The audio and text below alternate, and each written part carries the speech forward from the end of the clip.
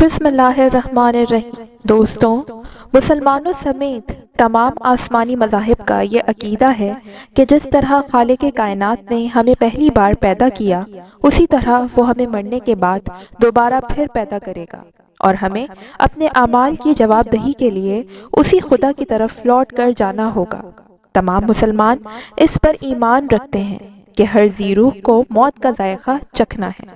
ہماری زندگی کے جتنے لمحے لکھ دیے گئے ہیں ان میں کمی بیشی ممکن نہیں۔ جو رات قبر میں آنی ہے وہ باہر نہیں آ سکتی، گویا موت خود زندگی کی حفاظت کرتی ہے، جیسا کہ قرآن مجید میں اللہ تعالیٰ نے ارشاد فرمایا کہ جب ان کی مقررہ میعاد آ پہنچتی ہے تو وہ نہ ایک گھڑی پیچھے ہٹ سکتے ہیں اور نہ آگے بڑھ سکتے ہیں۔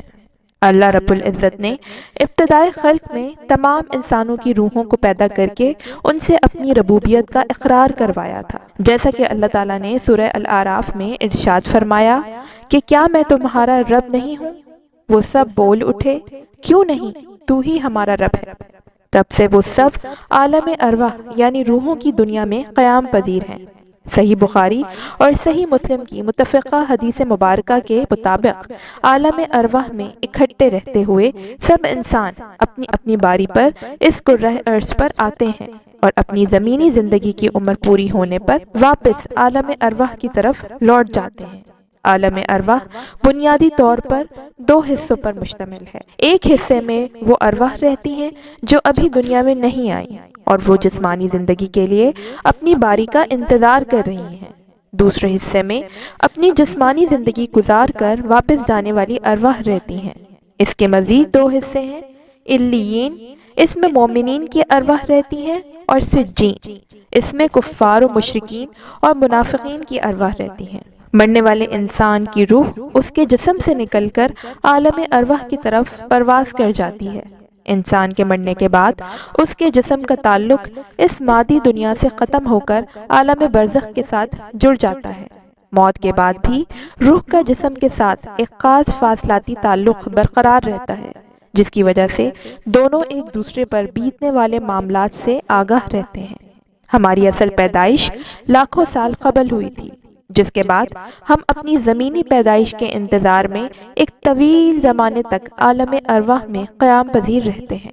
اسی طرح زمینی موت بھی ایک سنگ میل ہے، جس کے بعد ہم قیامت کے انتظار میں طویل زمانے تک عالم برزخ میں قیام کرتے ہیں۔ دوستوں، عالم برزخ اس دنیا سے الگ تھلگ ایک جہاں ہے۔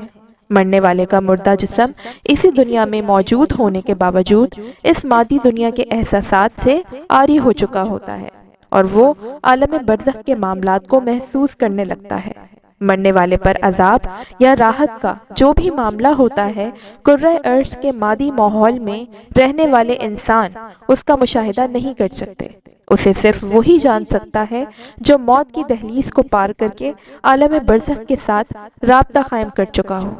مردے کو اپنے نیک یا بد اعمال کی وجہ سے جو راحت یا تکلیف محسوس ہوتی ہے، اسے زندہ انسانوں سے مخفی رکھنا اللہ رب العزت کے عظیم منصوبے کا حصہ ہے، تاکہ ایمان بالغیب کے حوالے سے انسان کی آزمائش کا سلسلہ کبھی ختم نہ ہو پائے۔ اللہ ہم سب کو اس دنیا کی رنگینیوں سے محفوظ فرمائے اور ہمارا خاتمہ ایمان بالخیر پر فرمائے، آمین۔